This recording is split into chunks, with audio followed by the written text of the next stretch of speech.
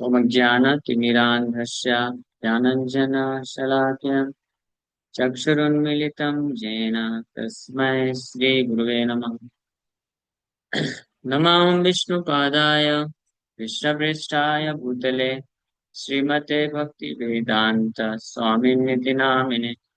नमस्ते सारस्वती देवे गौरवाणी प्रचारिणे निर्विशेष शून्यवादी पाश्चात्य देश तारिणी।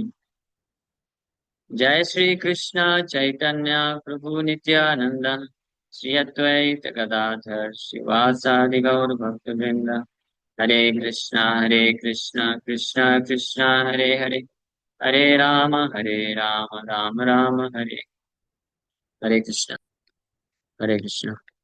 आप सभी भक्तों का हार्दिक स्वागत है आज के गौर कथा में। तो हम लोग चर्चा कर रहे हैं श्री चैतन्य भागवत मध्य खंड, और आज से दूसरा अध्याय चालू कर रहे हैं। तो जो पहला अध्याय था उसमें श्री चैतन्य महाप्रभु गया से वापस आए। आप सबको मालूम है ना, चैतन्य महाप्रभु गया गए थे। योगपीठ गए थे। हाँ, योगपीठ गए थे जहाँ पे चैतन्य महाप्रभु का जन्म स्थान है। वहाँ पे चैतन्य महाप्रभु जिस नीम वृक्ष के पास प्रकट हुए थे वहीं पे रुके ना। हाँ, बहुत अच्छा है, आप लोग का बहुत सौभाग्य है। महाप्रभु अपने घर में आपको रहने के लिए दे दिया, अब क्या चाहिए इससे ज्यादा? तो महाप्रभु गया गए थे। हाँ, आप लोग गए हैं? कौन कौन गया गए हैं? गया नहीं गए? कोई नहीं गया, आप गए? गया में भगवान विष्णु पाद है, विष्णुपाद मंदिर है, भगवान विष्णु के चरण चिन्ह है। तो गया से आने के बाद महाप्रभु का जो है पूरा लाइफ ट्रांसफॉर्म हो गया। पहले निमाई पंडित थे। निमाई पंडित मतलब शास्त्रों पे बहुत तर्क वितर्क करते थे, बड़े बड़े पंडितों को पकड़ पकड़ के उनसे आर्गुमेंट करते थे। लेकिन जब गया में अपने गुरु ईश्वरपुरी से मिले महाप्रभु, तो उनका जो है ट्रांसफॉर्मेशन हो गया। वो निमाई वैष्णव बन गया। और जैसे रिटर्न आए तो वो पढ़ाना भी जो अपने स्टूडेंट्स को पढ़ाते थे, तो उसमें केवल कृष्ण भक्ति कृष्ण के नाम की ही व्याख्या करते थे। हाँ, और कोई भी उनको कैसा भी कुछ भी प्रश्न पूछेगा तो उसको कृष्ण कॉन्शियसनेस तरीके से पढ़ाते थे। किसी स्टूडेंट ने उनको, लास्ट कल हम लोग चर्चा किए थे, तो एक विद्यार्थी ने उनको पूछा, प्रभु धातु बताइए, धातु समझना है। धातु जानते हैं हम लोग? संस्कृत पढ़ते हो? नहीं पढ़े संस्कृत? संस्कृत संस्कृत व्याकरण जो पढ़ते हैं वो लोग जानते हैं। तो हाँ, ये धातु सिखा जाता है व्याकरण में। तो धातु के बारे में पूछे तो महाप्रभु धातु की व्याख्या किए कि धातु एक ऐसी चीज है, अगर धातु शरीर से निकल जाए तो शरीर यूजलेस है। वो धातु कृष्ण की शक्ति है, इसलिए कृष्ण ही सबको प्रिय है। फिर कृष्ण की व्याख्या की, ऐसे आधे दिन तक धातु की व्याख्या किए कृष्ण की महिमा करते हुए। तो स्टूडेंट बोले, प्रभु ये तो ठीक है, आप जो बोल रहे हैं बिल्कुल परफेक्ट बोल रहे हैं, लेकिन हमारे सिलेबस कभी पढ़ाइए, ये तो हम एग्जाम पास कैसे करेंगे? तो महाप्रभु हाथ जोड़ करके बोले कि देखो, अभी मैं मुझे हर जगह कृष्ण दिखते हैं, कृष्ण नाम ही मैं सुनाई देता है कान से केवल, तो इसलिए मैं और कुछ नहीं पढ़ा पाऊंगा। तो आप एक काम करो, आप लोग कोई दूसरा टीचर ढूंढ लो, उनसे जाके आप अच्छे से सिलेबस का पढ़ लो, और मैं कृष्ण भक्ति का पढ़ा पाऊंगा। तो स्टूडेंट्स बोले कि भाड़ में गया हमारा सिलेबस, हमको नहीं पढ़ना है। आप पढ़ाओ, जैसे आपको पढ़ाना है पढ़ाओ, कृष्ण भक्ति पढ़ाना है पढ़ेगा, चलेगा, कोई टेंशन नहीं। फेल हो जाएंगे फेल हो जाएंगे, हम आपसे ही पढ़ेंगे केवल। आपको हमने अब सुन लिया है, आपका लेक्चर्स हमने अटेंड किया है, तो अब हम और किसी का नहीं सुन पाएंगे। हाँ, क्योंकि आप जिस प्रकार से व्याख्या करते हैं, जैसे आप समझाते हैं, तो हमारे हृदय में पूरी तरह से उसका इम्प्रेशन बन चुका है, हम आपको छोड़ के कहीं नहीं जा सकते। तो ऐसा बोल करके सारे स्टूडेंट रोने लग गए और निमाई पंडित को गले लगा लिए। निमाई पंडित भी सबको गले लगा करके और आश्वासन दिए, यस, आप सब मेरे जन्म जन्म के दास हैं। हाँ, हमेशा आप मेरे साथ रहते हैं। तो now let us chant together, छोड़ दो ये सब पढ़ाई लिखाई, चलो अब हम सब लोग मिल करके केवल क्या करेंगे, कृष्ण नाम कीर्तन करेंगे बस। सारे स्टूडेंट बोले ठीक है, यस, ऑल राइट। तो यहाँ से चालू हुआ हरिनाम संकीर्तन। देन महाप्रभु टॉड ने सारे स्टूडेंट्स से पूछे महाप्रभु को कि कैसे करते हैं कीर्तन। तो महाप्रभु फिर ये भजन गाए, जो आप लोगों ने शायद सुना होगा। हरिहराय नमः, कृष्ण यादवाय नमः, यादवाय माधवाय केशवाय नमः। तो श्री चैतन्य महाप्रभु ये सॉन्ग गाया करते थे, और हरे कृष्ण महामंत्र भी। ये दोनों नॉन डिफरेंट है, अभिन्न है। तो इसलिए प्रभुपाद जी बोले कि ये दोनों हरे कृष्ण महामंत्र का कीर्तन जब, और या ये भजन का कीर्तन जब करना चाहिए। तो ये महाप्रभु सिखाए, फिर उसके बाद सबको भेज दिए, ठीक है अभी घर जाओ, कल फिर मिलेंगे, कीर्तन स्टार्ट करेंगे। तो इस तरीके से महाप्रभु का संकीर्तन आंदोलन प्रारंभ हो गया नवद्वीप में। और ये जो अध्याय है, अब आगे कैसे संकीर्तन आंदोलन को बढ़ा रहे हैं, इसका नाम है the Lord's manifestation at the house of Srivas and inauguration of sankirtan. अभी तो अपने स्टूडेंट्स, जो इंटीमेट स्टूडेंट्स थे, केवल उनके बीच में हरिनाम संकीर्तन चालू कर दिए महाप्रभु। लेकिन अब श्रीवास ठाकुर इत्यादि भक्तों को भी लेकर के और पूरे व्यापक स्तर पे पूरे नवद्वीप में हरिनाम संकीर्तन महाप्रभु करने वाले हैं। ठीक है। तो ये अध्याय के प्रारंभ में वृंदावन दास ठाकुर महाप्रभु को प्रार्थना कर रहे हैं कुछ। आप लोग भी करना चाहेंगे? ठीक है, तो मेरे पीछे रिपीट करिए। वृंदावन दास ठाकुर महाप्रभु को प्रार्थना कर रहे हैं। जय जय जगन मंगल गौर चंद्रा,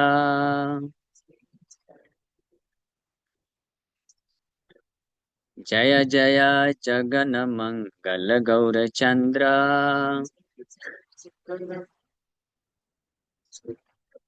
दान दे हृदय तुम्हारा पद द्वंदा,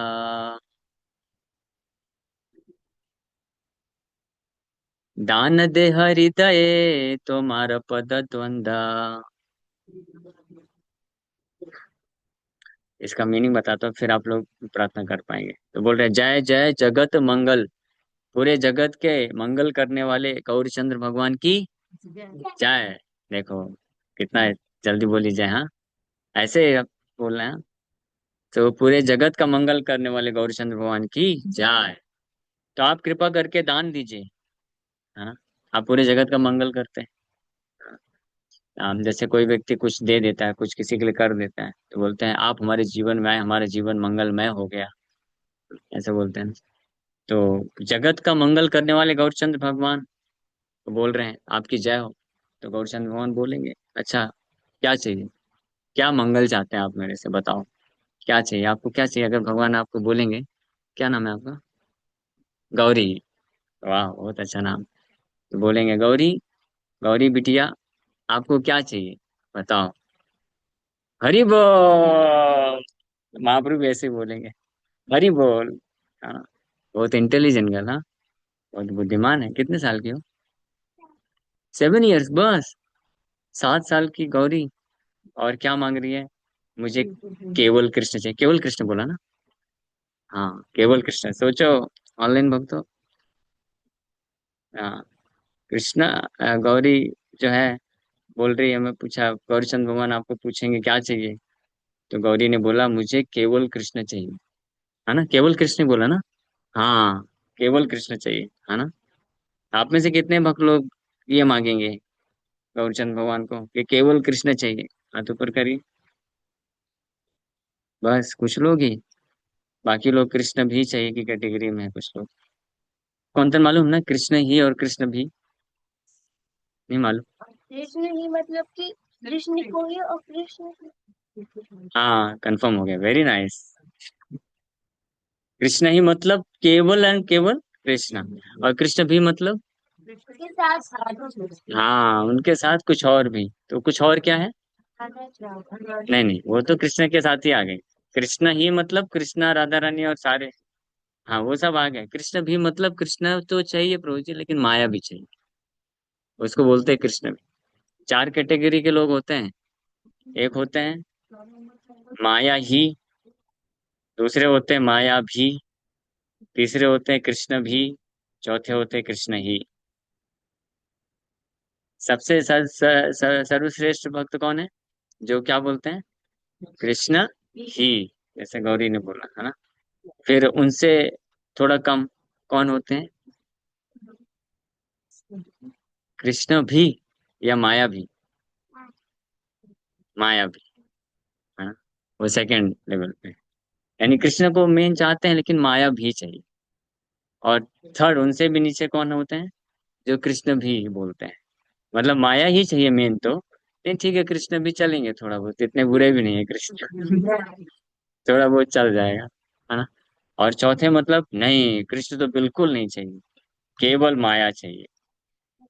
समझ गया ना? हाँ। तो आप लोग, तो गौरचंद भगवान का गुणगान करेगा, कोई बोलेगा आपकी जय हो, आप जगत के मंगल करने वाले हो। हाँ, तो क्या चाहिए? तो बोल रहे एक दान दीजिए, आप दान चाहिए मुझे, मैं आपसे दान मांगता हूँ। अच्छा ठीक है, क्या दान चाहिए? जो दान चाहिए ले लो। तो बोल रहे हैं दान में ना, आप कृपा करके मेरे हृदय में दान दे दीजिए कुछ।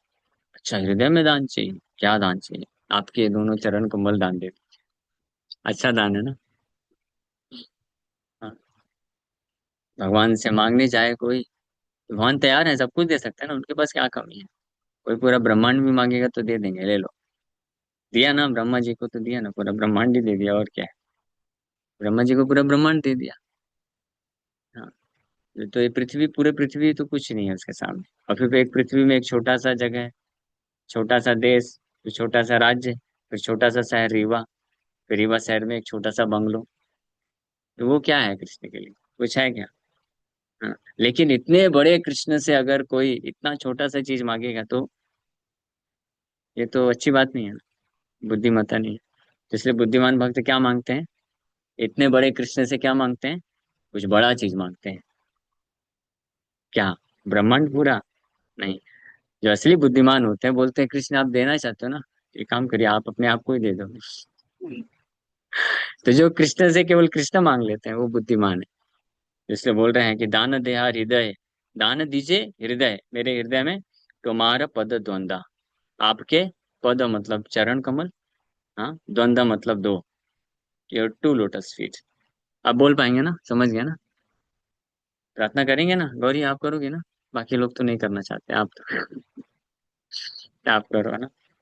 जय जय जगन मंगल गौर चंद्रा।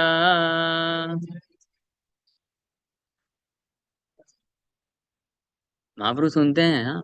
आप नवदीप धाम में बैठे हैं, यहाँ पे जो भी आध्यात्मिक इच्छा, ये नवदीप धाम की महिमा ये है कि यहाँ पे कोई जो भी आध्यात्मिक इच्छा करेगा ना उसको तुरंत भगवान पूरा करते हैं।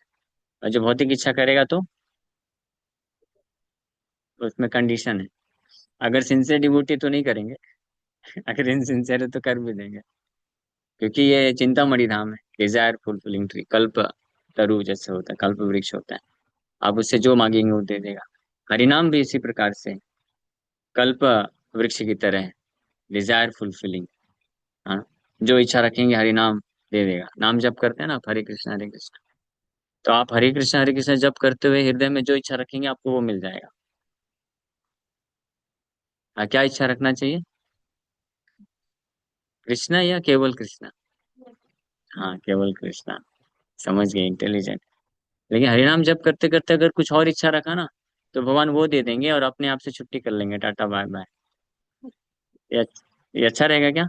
नहीं ना? आपने कुछ मांगा, आपका फेवरेट क्या है? अरे वाह, कृष्ण ही फेवरेट है इसका। है ना? तो कृष्ण को ही फेवरेट रखने का, हाँ। तो कृष्ण आपको छोड़ के कभी नहीं जाएंगे। कुछ और फेवरेट रखा तो कृष्ण बोलेंगे अच्छी बात है, ले लो अपना फेवरेट, मैं चला। तो भगवान चले जाएंगे। तो हृदय से ये बोलना चाहिए, जय जय जगन मंगल गौर चंद्रा, दान दे हृदय तुम्हारा पद द्वंदा। तो अब अगली बार आप लोग जब जाएंगे दर्शन करने पंचतत्व के सामने, तो ये बोलिए, हाँ, बहुत सरल है ये ना। जय जय जगत मंगल गौरचंद्रा, हे जगत के मंगल करने वाले गौरचंद्र भगवान आपकी जय हो। हाँ बोल सकते हैं, हिंदी में बोल सकते हैं, नो प्रॉब्लम एट ऑल। भगवान हिंदी इंग्लिश मराठी संस्कृत गुजराती सब समझते हैं। पशु पक्षी की भाषा भी समझते हैं भगवान तो।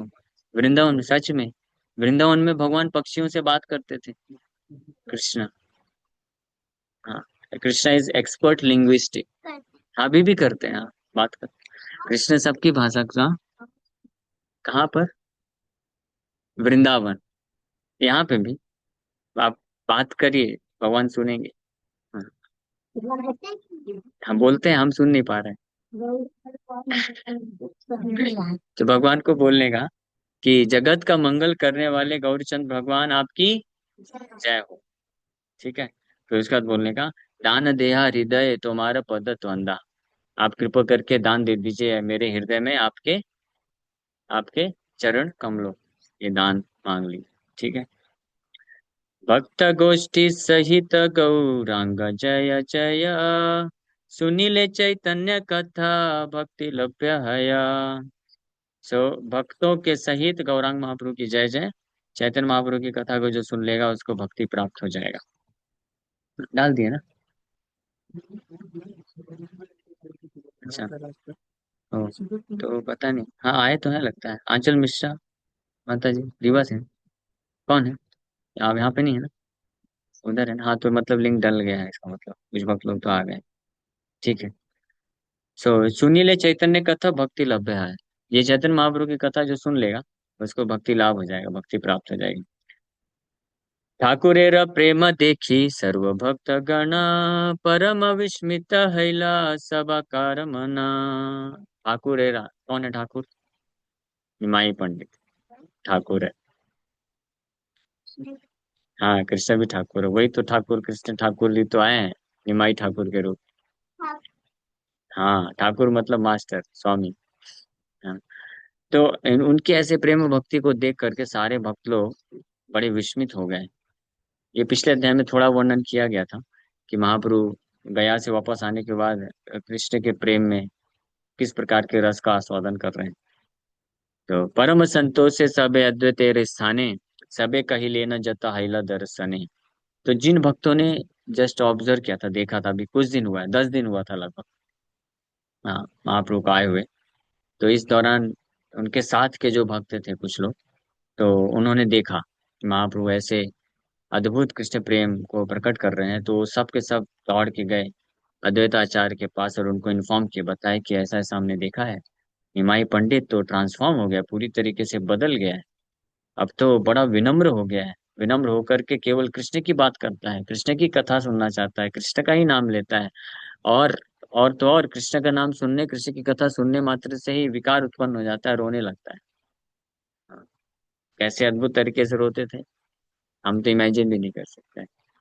महापुरुष जब रोते थे तो जैसे आप बैठे नहीं तो पूरा बाढ़ आ जाएगा, ऐसा रोते थे। और आंख से अश्रुधारा ऐसे बहती थी जैसे पिचकारी खेलते हैं ना, ऐसे। इसीलिए जो भी इस प्रकार से देखता था तो वो समझ जाता था कि ये मनुष्य नहीं है। मनुष्य इतना अद्भुत तरीके से कर ही नहीं सकता है। निश्चित रूप में स्वयं नारायण है, भगवान, भगवान के सिवा और कौन कर सकता है। तो इसलिए सारे के सारे भक्त लोग विस्मित हो गए। श्रीवास ठाकुर जैसे भक्त, नारद मुनि है श्रीवास ठाकुर। नारद मुनि कितने महान वैष्णव भक्त हैं, जो कृष्ण का नाम सुनने मात्र से विह्वल हो जाते हैं और हमेशा वीणा लेकर के अ, राधा कृष्ण का नाम लेते रहते हैं। वो नारद मुनि भी निमाई के जो है भक्ति भाव को देख करके परम विस्मित हो गए। बाप रे बाप, ऐसा भी हो सकता है क्या, इतना भी अद्भुत। यानी भगवान हर चीज में नंबर वन है। भगवान जब भगवत्ता दिखाएंगे तो नंबर वन, तो भगवान जब भक्त बनेंगे तो उसमें भी नंबर वन, स्वामी बनेंगे तो नंबर वन, और अपना ही जब दास बनते हैं तो उसमें भी नंबर वन। और जब अहंकार दिखाते हैं, अहंकार मतलब किसी सारे लोगों को डिफीट करना, हाँ, तो उसमें भी नंबर वन। और जब विनम्र हो जाते हैं तो उनसे भी, उसमें भी नंबर वन। ये है भगवान, इज एक्सपर्ट इन एवरीथिंग। सो भक्ति योग प्रभाव अद्वैत महाबल, अवतारियाचे प्रभु जाने न सकल। Most powerful Advaita immediately understood through the influence of which also the Lord is incarnate। Advaitacharya भक्ति योग प्रभाव है, अद्वैताचार्य भी बहुत महान भक्त हैं। सो अपने भक्ति योग के बल से समझ गए इमीडिएटली, सुनने मात्र से, कि ये उन्हीं के भगवान हैं जो अवतरित हो चुके हैं, आ चुके हैं। बचपन में उनको डाउट होता था। हाँ, अद्वैताचार्य कौन है? महाविष्णु है। भगवान कृष्ण इतने पावरफुल हैं। हाँ, अगर किसी को मोहित करना चाहते हैं तो विष्णु को भी नहीं छोड़ते हैं, महाविष्णु को भी मोहित कर देते हैं। तो अद्वैताचार्य ही प्रार्थना कर करके कृष्ण को बुलाए थे।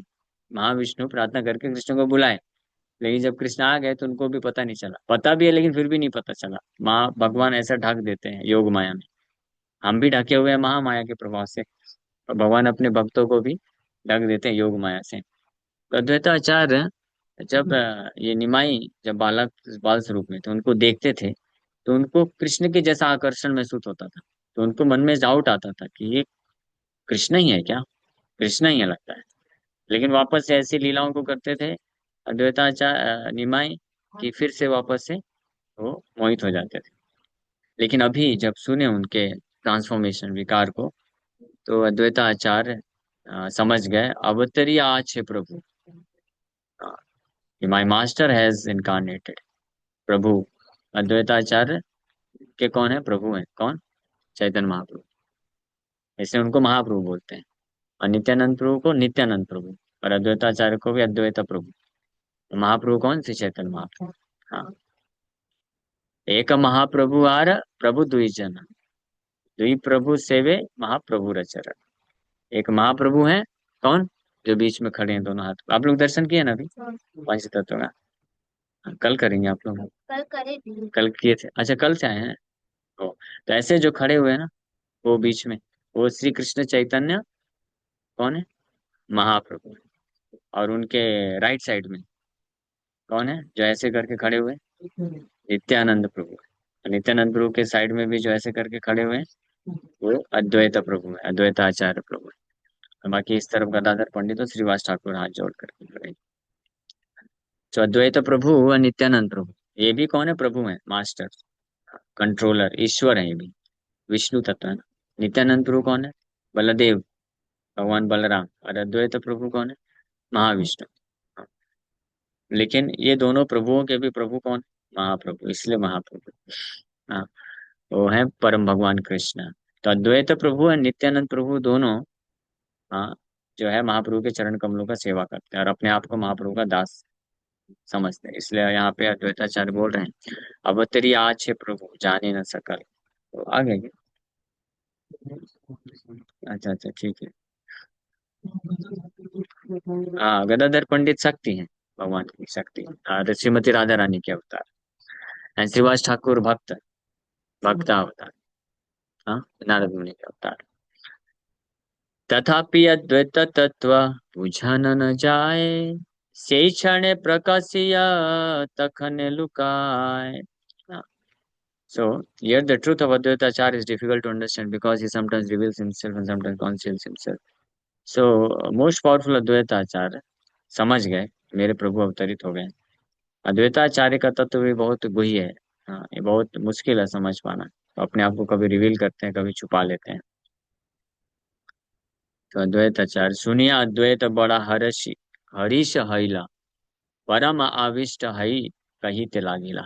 जब अद्वैताचार्य समाचार सुने अन्य वैष्णवों के माध्यम से कि निमाई ऐसा ऐसा हो गया है ट्रांसफॉर्मेशन, निमाई पंडित पहले गया जाने के पहले, जब वैष्णव लोग कभी कभी उनको डांटते थे, सीनियर वैष्णव जो होते थे, एज में उम्र में बड़े थे, पिता की उम्र के समान थे ना, श्रीवास ठाकुर अद्वैताचार्य इत्यादि कुछ कुछ भक्त लोग, तो उनको निमाई पंडित भले ही क्या बोलते हैं, बहुत गर्व रहता था उनको कि मैं, बहुत पंडित थे ना, कम उम्र में ही बड़े बड़े भट्टाचार्य चक्रवर्ती लोगों को भी हरा देते थे, कम उम्र में ही। जिस स्कूल में एडमिशन लेने लिए थे निमाई पंडित, बालक थे ना, 5-6 साल में स्कूल में एडमिशन कराए, तो कुछ ही दिन में सब पढ़ाई कर डाले। और जो टीचर लोग होते थे उनको भी हरा देते थे। टीचर लोगों को भी ऐसे क्वेश्चन पूछते थे, टीचर को आंसर नहीं मिलता था फिर, लेकिन वो आंसर बता देते थे। तो इसलिए कुछ ही समय में जो स्कूल के हेडमास्टर थे, प्रिंसिपल साहब, कौन, गंगादास पंडित, उन्होंने निमाई पंडित को क्या बना दिया कि आप ठीक है, आप स्टूडेंट तो हो, पढ़ते भी रहो और टीचर भी बन जाओ। टीचर भी बना दिया। धीरे धीरे जितने सारे स्टूडेंट्स थे, सब इनके स्टूडेंट्स बन गए। इनसे ही पढ़ते थे, क्योंकि ये दोनों लाभ मिलता था, क्योंकि ये उनके लगभग उम्र के बराबर ही थे, तो इनसे फ्रेंडशिप भी था, पढ़ते भी थे तो अच्छे से प्रेम से पढ़ाते भी थे, है ना। और क्योंकि फ्रेंड है कोई, तो वो और अच्छे से पढ़ाएगा, तो उससे अच्छे से खुल के पढ़ सकते हैं। तो और बहुत अच्छे से एक्सप्लेनेशन भी करते थे, तो बड़े सुंदर दिखते थे, और हीरो भी थे। यहीं पास में गंगा नदी है, हम लोग जाना स्नान करने, ठीक। तो वहाँ पे महाप्रभु स्नान करने जाते थे। महाप्रभु घाट भी है पास में, और प्रभुपाद घाट भी है। प्रभुपाद घाट में प्रभुपाद जी स्नान करते थे, महाप्रभु घाट में महाप्रभु स्नान करते थे। तो महाप्रभु स्कूल में सुबह सुबह जाते थे, पढ़ाते थे, पढ़ते भी थे, पढ़ाते भी थे। और फिर 2-4 घंटे पढ़ाने के बाद बोलते चलो अभी स्नान करने जाएंगे। फिर सबको गंगा में ला करके घंटों घंटों अपने स्टूडेंट के साथ ही क्रीड़ा करते थे, तैरते थे, एक दूसरे को पानी उछालते थे। और जो बड़े बड़े ब्राह्मण लोग आते थे, बेचारे आते थे, नहाते थे और बैठ के गायत्री करते थे पानी के अंदर। तो निमाई पंडित और ये इनके स्टूडेंट लोग क्या करते थे, उनका जा जाके टांग खींच देते थे बस। और जो स्त्रियां लोग आती थी बेचारी, स्नान करके और पानी लेकर के भगवान का पूजा करने के लिए, कुछ लोग अपने साथ में शिवलिंग वगैरह लेके आती थी, फल फूल ये सब लेके आती थी, और अच्छे से साफ सफाई करके शिवलिंग स्थापित करके पूजा करती थी। तो इस पानी ला करके तो क्या करते थे, भोग लगा के रखते थे। तो जो गार्लेंड होता था, निमाई बालक जा करके गार्लेंड पहन लेते थे और वहां बैठ करके खाना चालू कर देते थे। तो लड़कियां लोग, यंग गर्ल्स जो होती थी, शिव जी का पूजा करते हैं कि हमको अच्छा पति मिलेगा, इस आशा से पूजा करते थे। यही परंपरा चली आ रही है, आज भी करते हैं ना कई लोग। तो निमाई पंडित खा लेते थे, तो इस लड़कियां गुस्सा हो जाती थी, तो बोले थे, "ए, गुस्सा मत करो, मालूम है ना मैं ब्राह्मण हूँ। हाँ, अगर मुझे नहीं खिलाया, गुस्सा किया, तो मैं श्राप दूंगा कि तुमको बूढ़ा पति मिलेगा और साथ साथ सौतन होगी तुम्हारी।" तो वो लोग डर जाते थे, क्योंकि उनको सबको लगता था कि अरे, ये निमाई जो ये बड़े बहुत नटखट है, लेकिन ये बहुत पावरफुल है, जो बोलता है सही हो जाता है ना, बहुत बुद्धिमान भी है, विद्वान भी है और ब्राह्मण भी है। तो क्या मालूम सही बोल दे तो सही हो जाए। बोले, नहीं नहीं नहीं, ठीक है, खा लो खा लो खा लो। और कुछ लड़कियां लोग डर के मारे कि नहीं नहीं, इससे इसके आमने सामने ही नहीं आना है ना। तो हम लोग चुपचाप निकल जाते हैं। तो दूर से देखते थे, ए तुम लोग किधर भाग रहे हो, इधर आओ। जो भी ऑफरिंग करने के लिए लेके आया है, वो मेरे को दो, मेरे लिए है, शिव मेरा दास है, ये गंगा मेरे चरणों से निकलती है। तो बेचारी कान बंद कर देती, अरे अरे, ऐसे ऐसे मत बोलो, ऐसे मत बोलो, भगवान के बारे में ऐसे नहीं बोलना चाहिए। तो बोलते थे, अगर तुम लोग मुझे जो लेके आई हो, लड्डू पेड़ा संदेश केला जो भी लाई हो, मुझे नहीं खिलाया, तो तुमको बूढ़ा पति मिलेगा। तो भी डर के मारे लाके दे देते थे। तो इस प्रकार से जल क्रीड़ा करते थे, अपने स्टूडेंट के साथ खेलते थे, ऐसे ऐसे गेम खेलते थे जो आप यहाँ पे नहीं खेल सकते हो, आपने सुना भी नहीं होगा। आजकल तो बच्चों का भविष्य पूरा वो हो गया, वर्तमान भविष्य सब क्या मोबाइल हो गया है। खेलने को नहीं मिलता है ना। हम लोग भी बहुत खेले थे। हाँ, हम लोग स्कूल जाते थे, 1 1:30 बजे आकर के लंच करके सो जाते थे, फिर उसके बाद फिर वापस स्कूल जाते थे, पढ़ने के लिए नहीं, खेलने के लिए। हाँ, मिश्रा जी जानते हैं, उनको पूछिएगा। हमारा 10th तक तो ऐसे ही चला। वापस जाके स्कूल में 2 3 घंटा volleyball, basketball, handball, table tennis, ये सारे गेम खेलते थे। और फिर वापस आते थे, मस्त इतना थक जाते थे, खूब खा पी करके। फिर जबरदस्ती माता जी बोलती थी, कुछ पढ़ लो ऐसा। हाँ, तो ठीक है, देखते थे, कुछ होमवर्क है तो कर लिया, नहीं तो हो गया, सो गए। फिर ऐसे निकल गया 10th तक। 10th के बाद, 10th से फिर थोड़ा सीरियस हुई। अभी भी स्टूडेंट क्या करते हैं, स्कूल जाते हैं, आते हैं, लंच करते हैं, फिर वापस जाते हैं, लेकिन पढ़ने के लिए। पढ़ के आते हैं, फिर वापस पढ़ने जाते हैं। ऐसा नहीं, आधा टाइम पढ़ाई किया ना, तो अभी आधा टाइम फिर स्पोर्ट्स भी होना चाहिए। हाँ, तो निमाई पंडित से सीखिए आप लोग। इसलिए अगर स्टूडेंट बनना है तो किसका बनना चाहिए, निमाई पंडित का स्टूडेंट बनना चाहिए। उनका स्टूडेंट बनेंगे तो आपको अच्छे से पढ़ाएंगे भी, कोई प्रेशर नहीं, मस्त बिंदास। और और तो और, निमाई पंडित खुद इतने विद्वान थे, स्कॉलर थे, और उनके जितने भी स्टूडेंट थे, सब के सब एक साल में इतने विद्वान हो जाते थे शास्त्रों में, कि 10 10 12 15 15 साल पढ़ने वाले स्टूडेंट को डिफीट कर देते थे। वो लोग भी इतने एक्सपर्ट हो जाते थे। ऐसा नहीं कि बस निमाई पंडित जो है गंगा में जाके खेलते थे। वो गंगा में जाते थे दोपहर को, फिर स्नान करते थे 2 3 घंटा मस्त, और फिर उसके बाद स्नान करने के बाद बोले क्या, हाँ ठीक है, फिर वहीं गंगा के तट में बैठ जाते थे, और सब स्टूडेंट लोग चारों तरफ से घेर के बैठते थे, और उनको क्या करते थे फिर, निमाई पंडित फिर वापस से शास्त्रों के ऊपर प्रवचन देना चालू करते थे, और ये शाम तक चलता रहता था। तो सुबह भी 3 4 घंटे पढ़ाए, फिर 2 3 4 घंटे जाके गंगा में क्रीड़ा करते थे, और फिर शाम को भी पूरा 3 4 घंटे ऐसे शास्त्रों के ऊपर चर्चा प्रवचन चलता था। हाँ, क्वेश्चन आंसर सब कुछ व्याख्या करते थे। और निमाई के स्टूडेंट ऐसे थे कि जब निमाई पंडित बैठ करके पढ़ाते थे उनको, मतलब आप सोचिए, आप लोग तो स्कूल चार दीवारी के अंदर बैठ के पढ़ते हो ना। हाँ, वो लोग ऐसे, जब भी हम लोग तो यहाँ टेरेस पे बैठे हैं, अच्छा लग रहा है ना। तो सोचो, गंगा नदी के तट पे बैठ करके वो लोग मस्त सुनते थे प्रवचन निमाई पंडित का। तो किसी भी स्टूडेंट को इच्छा नहीं होती थी घर वापस जाने का। वो सब सोचते थे कि नहीं, और कंटिन्यू कंटिन्यू और पढ़ाओ। हाँ, इसलिए बेल वगैरह सिस्टम था ही नहीं कि बेल बजाओ पीरियड हो गया है, कोई सिस्टम नहीं। जब तक निमाई पंडित बोलते रहते थे, प्रवचन देते रहते थे, शास्त्रों की व्याख्या करते रहते, सारे स्टूडेंट बड़े ध्यान से सुनते रहते थे, बस सुनते रहते थे, पूरे एब्जॉर्ब हो जाते थे। क्योंकि वैसे भी भगवान भगवान के मुख से निकला हुआ एक एक शब्द है अमृतमय होता है। हाँ, वो कभी भी कुछ भी निरर्थक बातें नहीं करते हैं, और इतनी अद्भुत तरीके से बोलते हैं। तो उनकी वाणी भी बहुत मधुर है, उनका स्वरूप भी बहुत सुंदर है, बहुत सुंदर दिखते हैं। और हाँ, गौरी चंद्र है, गौरांग। जो आपने साइज देखा ना, वो लाइफ साइज है, मतलब इसी साइज के थे महाप्रभु जब ये प्रकट लीला में आए थे। ऐसे खड़े हैं ना, सेम एग्जैक्टली। इतने सुंदर, हाँ, कि करोड़ों करोड़ों कंदर्प कामदेव की सुंदरता भी खत्म, हाँ, फीकी पड़ जाए, इतने सुंदर थे। जब ये केशव काश्मीरी आया था, मालूम है आप लोगों को, सुना है? केशव काश्मीरी दिग्विजय पंडित आया था, तो वो उसी समय आया था जब निमाई पंडित दोपहर को जल क्रीड़ा करके अपने स्टूडेंट के साथ फिर संध्या में बैठ गए प्रवचन देने में। और कैसे बैठे थे? सन्यासी की तरह, सन्यासी का ड्रेस में, सन्यासी देखा है आप लोगों ने हमारे इस्कॉन में ना, तो वो जैसे सन्यासी का पहनते हैं, और ऊपर खाली, ऊपर कुछ नहीं, ऊपर ऐसे बस जनेऊ लटका हुआ, बड़ा सुंदर जनेऊ लटका हुआ है, और सन्यासी का कपड़ा पहने, और इस प्रकार से बैठ करके आसन में, और चारों तरफ से अर्धचंद्र रूप में सारे स्टूडेंट बैठे हुए हैं, एक एक लाइन ऐसे ऐसे करके, सैकड़ों हजारों स्टूडेंट्स, है ना। और महाप्रभु, हाँ बताता हूँ ना कैसे जाती है सुनते जाओ बस। और महाप्रभु मस्त ऐसे बैठ करके प्रवचन दे रहे हैं, शास्त्रों के ऊपर व्याख्या कर रहे हैं। और इसी समय वो जो है केशव काश्मीरी दूर से आया, देखा, तो देख करके पूरी तरीके से आकर्षित हो गया, और आंख पलक झपके बिना बस देख रहा है, एक टकी लगा करके, वाह। वो तो पहले महाप्रभु के निमाई पंडित के सुंदर स्वरूप को देख करके मन पूरी तरह से मुग्ध हो गया, मोहित हो गया केशव काश्मीरी। और वो देखते ही समझ गया ये कोई एक्स्ट्राऑर्डिनरी ऑर्डिनरी पर्सनालिटी नहीं है। और उसका इच्छा हो रहा था कि बस मैं देखते रहूं, उसको सुनाई पड़ रहा नहीं पड़ा पता नहीं, दूर से देख रहा था बस छुप करके, तो बस देखते जा रहा है, देखते जा रहा है।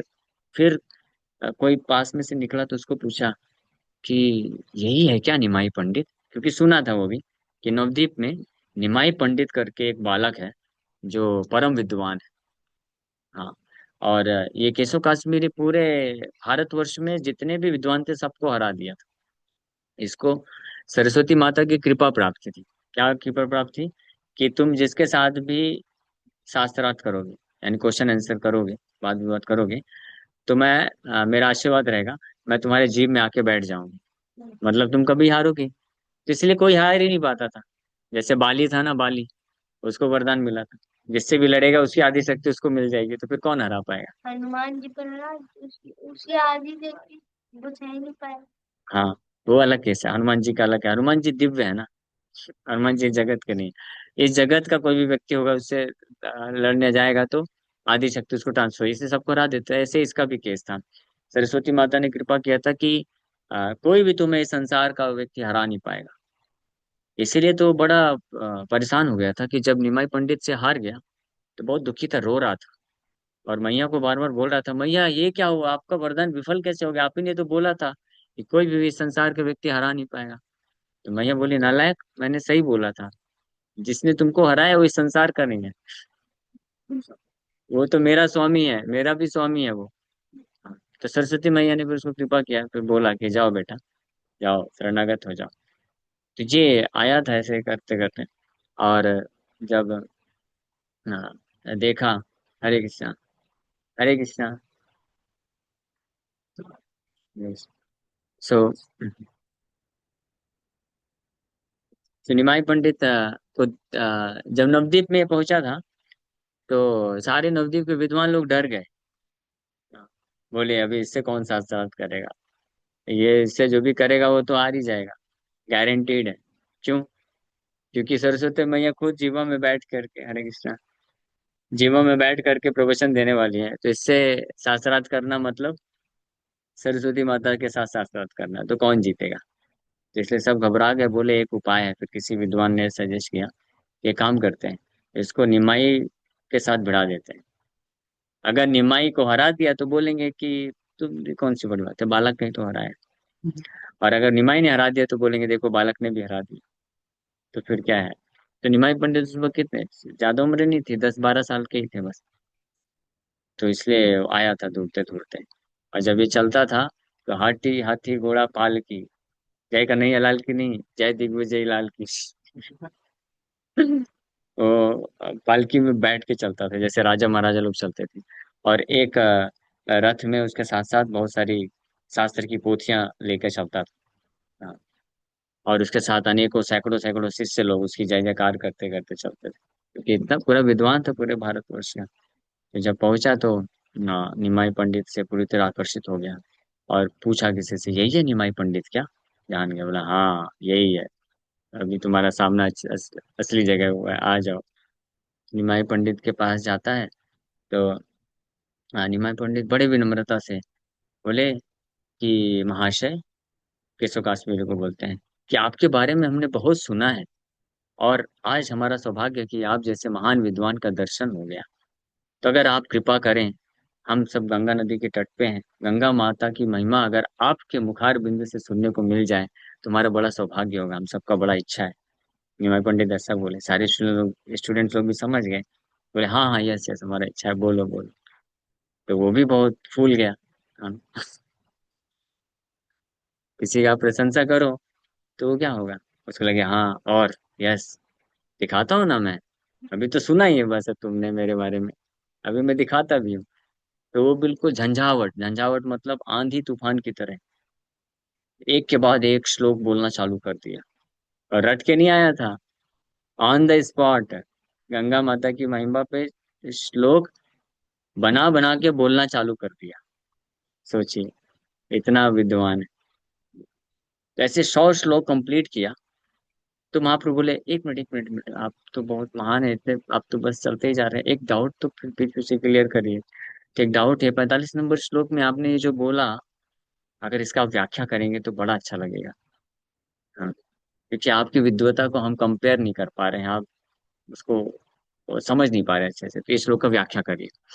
तो वो श्लोक महाप्रभु ने जब निमाई ने उच्चारण किया, तो फर्स्ट टाइम उसको शौक लग गया। अरे, मैंने तो आंधी तूफान की तरह फटाफट फटाफट बोलता गया मैं, लेकिन ये बालक 45 नंबर के श्लोक में मैंने ये बोला, इसको कैसे पता? यानी इसका भी बुद्धि बहुत तीक्ष्ण है। हाँ। हाँ। तो फिर उसने वो प्रश्न बोला, हाँ व्याख्या तो मैं करूंगा, पहले तुम ये बताओ कि तुमने इतना जोर से मैंने सारे श्लोक बोले, ये बीच का श्लोक तुमने कैसे याद कर लिया? हाँ। तो महाप्रभु बड़े विनम्रता से बोलते हैं कि महाशय, जिस प्रकार से भगवान की कृपा से कुछ लोग वाक सिद्ध होते हैं, हाँ वो बड़े अच्छे तरीके से बोल सकते हैं, उसी प्रकार से उन्हीं भगवान की कृपा से कुछ लोग श्रुतिधर भी होते हैं। मतलब सुन करके अच्छे से समझ लेते हैं, है ना। तो जिनकी कृपा से आप इतना महान है कि आप इतना अच्छा बोल सकते हैं, प्रवचन दे सकते हैं, तो उसी भगवान की कृपा से कुछ लोग, है ना, उनको श्रुतिधर होते हैं। तो बोला अच्छा ठीक है चलो, तो बताते हैं। तो व्याख्या करना चालू कर दिया। अब महाप्रभु यहाँ पे पकड़ लिए, बोले अगर बुरा मत माने अगर आप, तो मैं इसमें कुछ दोष और कुछ गुण बताना चाहता हूँ। हाँ, तब वो पानी पानी हो गया, वो कांप गया, पसीने छूट गए और गुस्सा हो गया। बोला गुण तो ठीक है, गुण तो है बहुत सारे। हाँ, पूरे भारत में किसी की हिम्मत नहीं है कि जो मेरे दोषों को बता सके। और वहां पे बोलता है कि आज तक मैंने जितने भी विद्वानों के साथ शास्त्रार्थ किया है, हाँ, तो मेरे आ, जो प्रवचन में मैंने जो भी स्टेटमेंट बोला, उसमें दोष प्राप्त करना तो दूर की बात है, लोग उसको समझ भी नहीं पाए।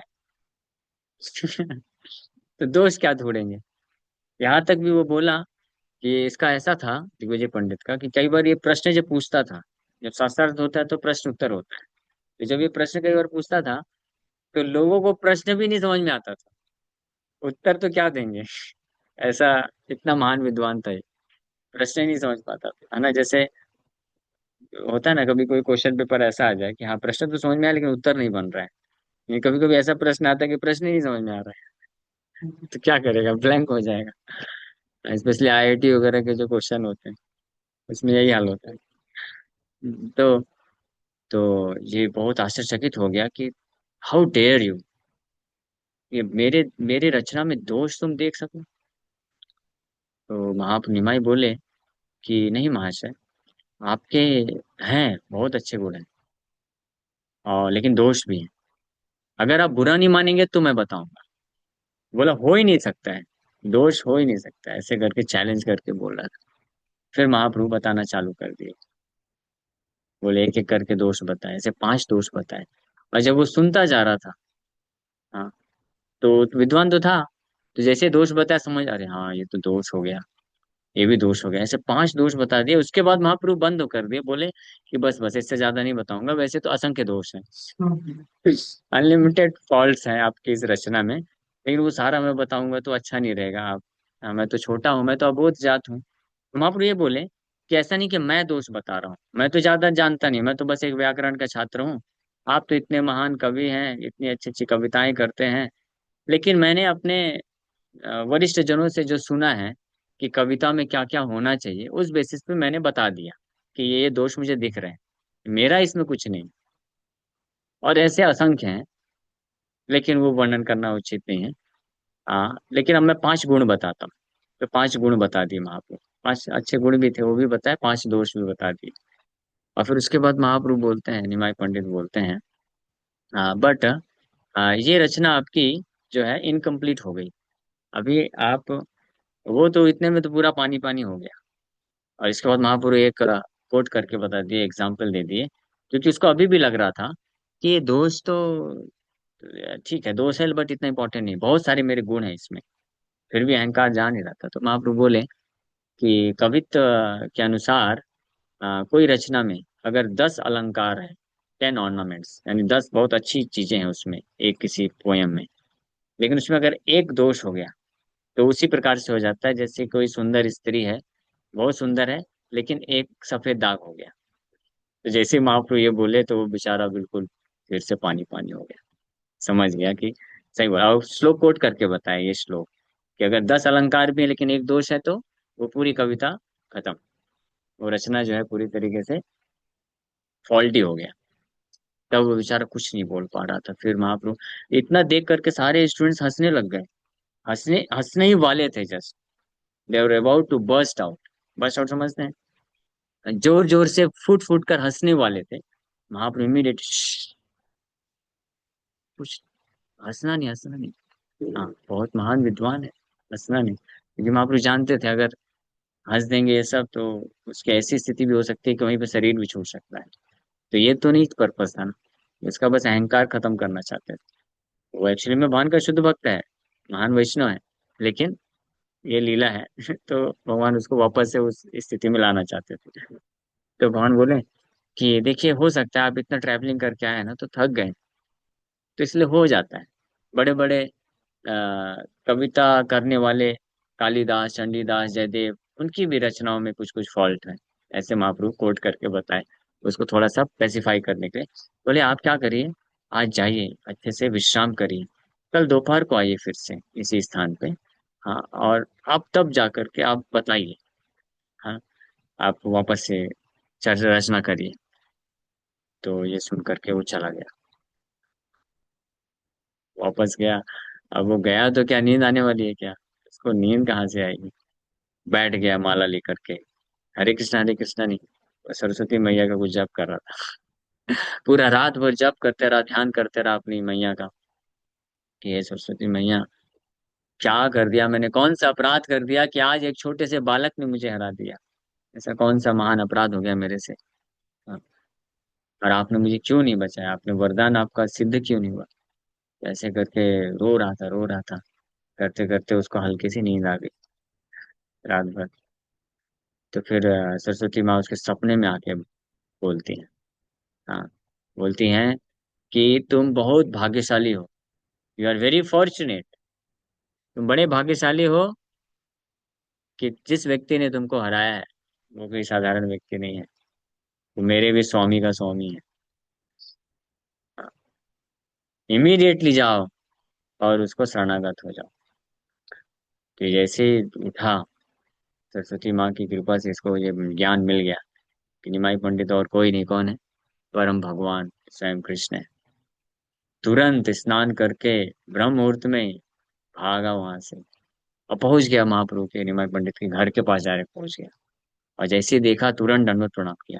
निमाई पंडित बोले, अरे उठो तो, क्या हुआ, आप तो दोपहर को आने वाले थे, इतना जल्दी कैसे आ गए? हाँ, विश्राम करना था अच्छे से, हम लोग दोपहर तक में मिलते हैं। बोले, प्रभु आप माया में मत रखिए, मुझे सब पता चल गया है, आप मुझे अपराध को क्षमा कर दीजिए, आपके चरण कमलों में मुझे आश्रय दीजिए, आश्रय दीजिए। तो फिर निमाई पंडित स्माइल किए और उसको एक्सेप्ट कर लिए, गले लगा लिए। और वो बस फूट फूट कर रोता जा रहा था, रोता जा रहा था, रोता जा रहा था। उसके बाद फिर अपने जीवन को उसने पूरी तरीके से समर्पित कर दिया। हाँ, विजय केशव काश्मीरी, सच ग्रेट स्कॉलर। निमाई पंडित, खैर हम लोग ये चर्चा कर रहे थे कि निमाई पंडित ऐसे नई गंगा नदी के तट में बैठ करके ऐसे प्रवचन करते थे और सबको आकर्षित कर लेते थे। तो उनको जो व्यक्ति, तो उनके स्टूडेंट्स को इस प्रकार से निमाई पंडित के एसोसिएशन में ये 3 अमृत कॉन्स्टेंटली पीने को मिलता था। इसलिए कभी उनका संग छोड़ना नहीं चाहते। ऐसा स्टूडेंट कोई देखा है जो अपने टीचर को कभी छोड़ना ना चाहे? सब लोग सोचते हैं, बस करो, बस बस, कब बजेगा, बेल कब बजेगा। है ना? आप लोग इंतजार करते रहते हैं ना, कि कब खत्म होगा ये पीरियड। हाँ, मैथ। मैथ्स का। और आखिरी पीरियड जब आता है तो अंदर से कैसा लगता है, यस, आखिरी पीरियड आ गया बस। आखिरी पीरियड आता है तो अच्छा लगता है ना, कि बस लास्ट पीरियड है ना। लेकिन निमाई पंडित के स्टूडेंट को ऐसा नहीं, आखिरी पीरियड होता ही नहीं था। तो निमाई पंडित को बोलना पड़ता था, ठीक है अभी घर जाओ, बस ज्यादा तो ज्यादा समय नहीं, घर जाके खा पी के सो जाओ, फिर सुबह सुबह आ जाओ। क्योंकि ये लोग घर जाते थे, सो जाते थे, और जैसे ब्रह्म मुहूर्त कितने बजे, 4 बजे, 4 बजे उठ करके फटाफट स्नान करके तिलक विलक लगा करके फटाक से आ जाते थे। हाँ, एक बार एक स्टूडेंट, हो सकता है थोड़ा लेट नींद खुला होगा, तो देखा अरे टाइम हो गया, अरे क्लास चालू हो गई होगी, तो एक शब्द भी मिस नहीं करना चाहता था। तो वो क्या किया, तुरंत फटाफट किसी तरह स्नान करके फटाक से आ गया। हाँ, लेकिन फटाक से आने के कारण ये सपाट रह गया। मतलब तिलक नहीं लगाया था। महाप्रभु देखे, तुरंत पॉइंट आउट करे, तिलक क्यों नहीं है तुम्हारे माथे में? ऐसे तुरंत बोले, हाँ इसका मतलब तुमने आज भगवान का पूजा नहीं किया है, जाओ वापस से जाओ, भगवान का पूजा करो, तिलक लगाओ, फिर आओ क्लास। इस मामले में बहुत स्ट्रिक्ट है निमाई, भगवान। हाँ, जो प्रिंसिपल है धर्म के, वैष्णव सिद्धांत, उसमें बहुत स्ट्रिक्ट रहते थे, बहुत प्रेम करते थे अपने भक्तों को, और बहुत कृपा करते थे।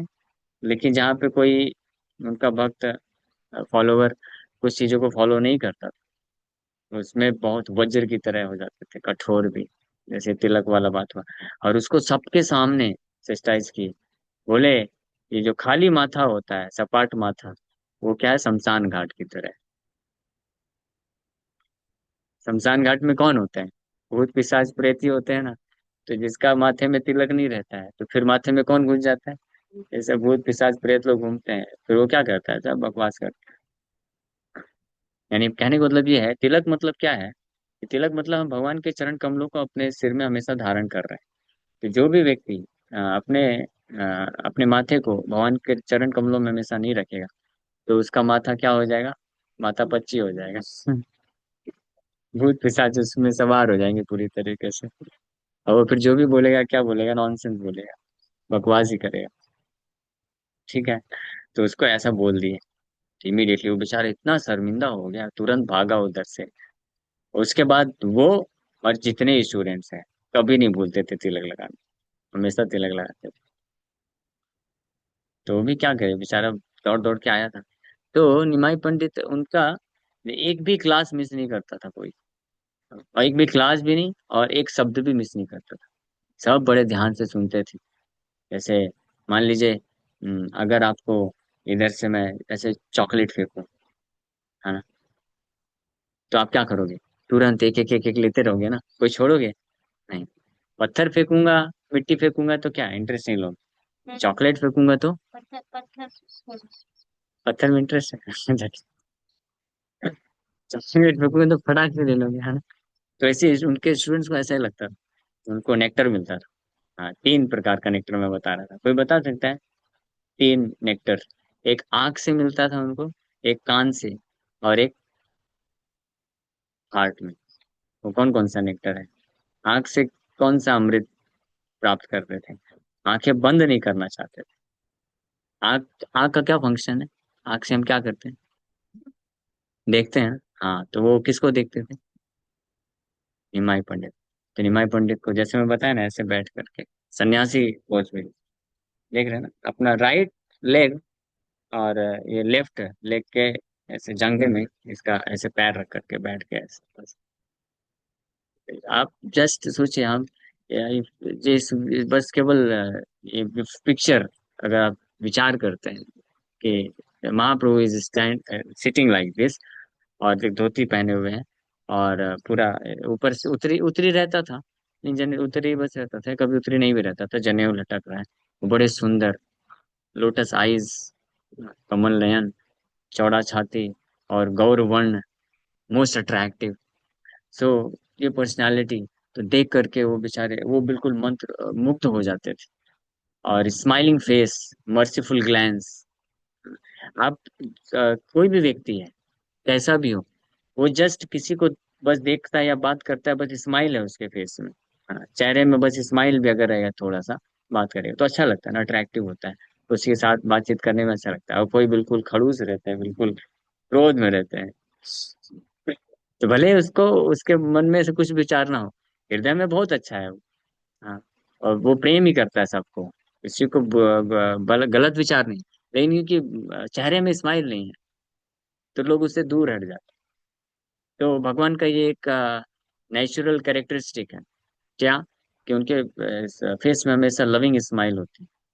और ग्लैंस, ग्लैंस मतलब दृष्टिपात, कैसे वो देखते हैं, देखने का भी फर्क पड़ता है, पता है ना।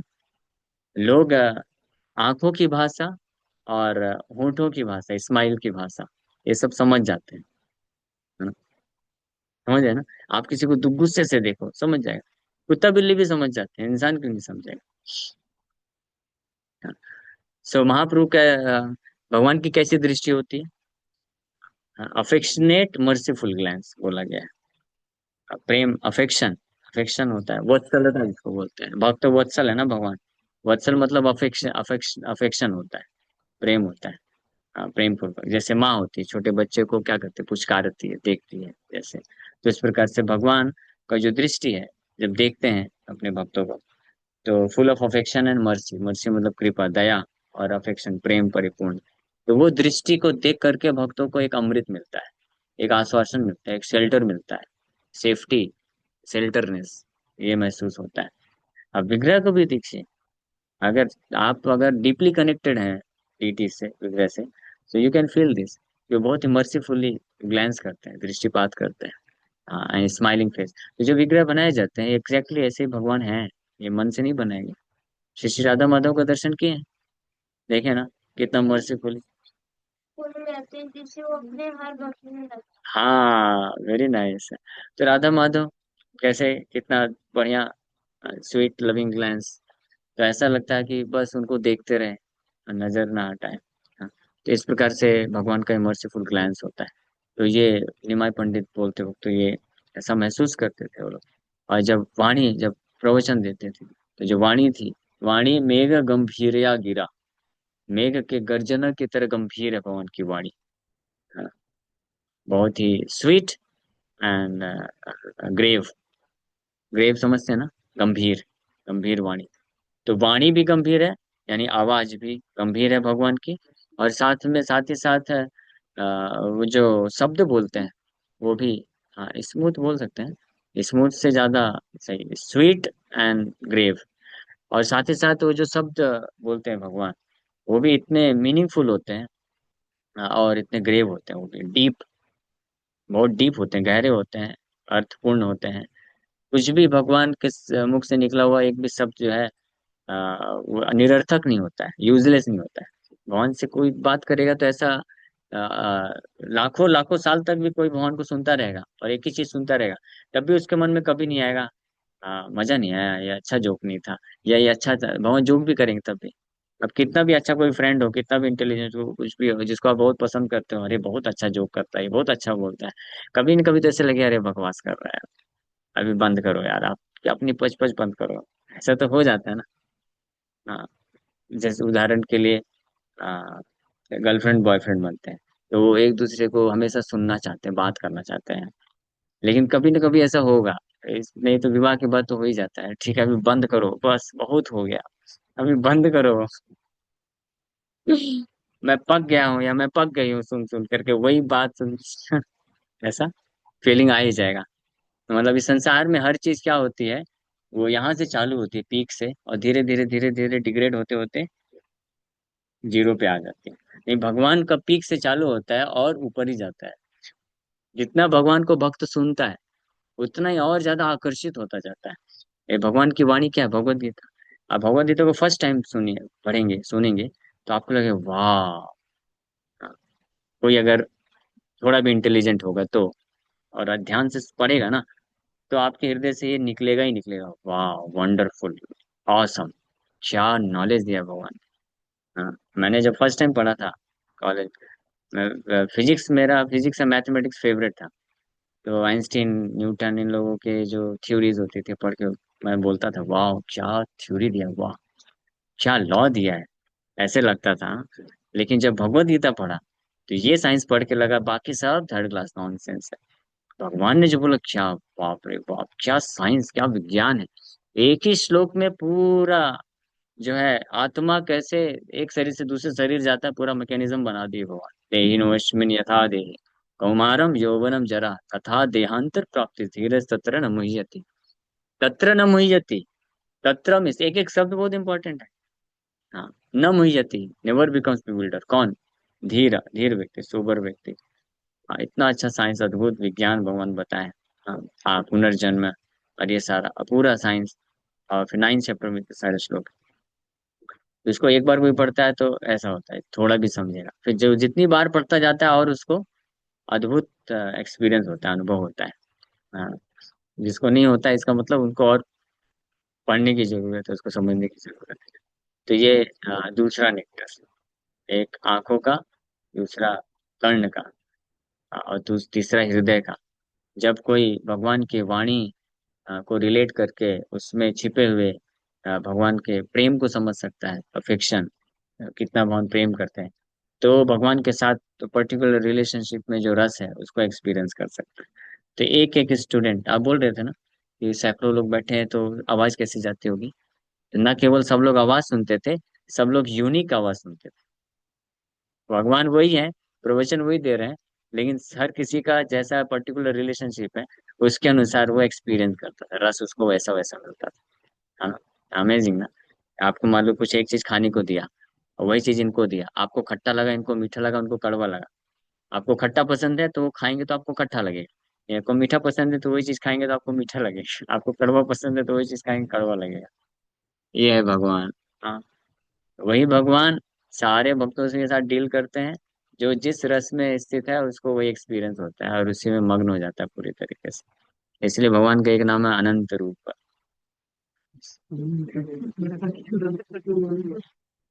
तो मेरे को ये जब नाम मिला था अनंत रूप गौरदास, हाँ, तो गुरु महाराज इसमें मीनिंग दिए, Lord Chaitanya who assumes unlimited form. भगवान चैतन्य महाप्रभु जो अनंत रूप धारण करते हैं, उनका दास, servant of lord Chaitanya who assumes unlimited forms. फिर इसका मीनिंग, मैं एक बार कमल लोचन को, अभी क्या नाम है, हिज होलीनेस भक्ति सौरभ्य प्रचारक Swami Maharaj, something like this, महाराज हैं अभी, जानते हैं ना कमल लोचन प्रो को? नहीं जानते? मीरा रोड के टेम्पल प्रेसिडेंट, हाँ। हाँ, रिसेंटली संन्यास हुआ है।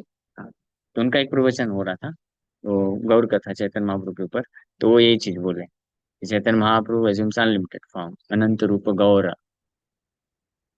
मैं क्लास सुन रहा था, मुझे बहुत अच्छा लगा, अच्छा नाम, मीनिंग महाराज ने नाम दिया, उसका मीनिंग बताया, अब उसका पॉरपोर्ट सुनने को मिल रहा है।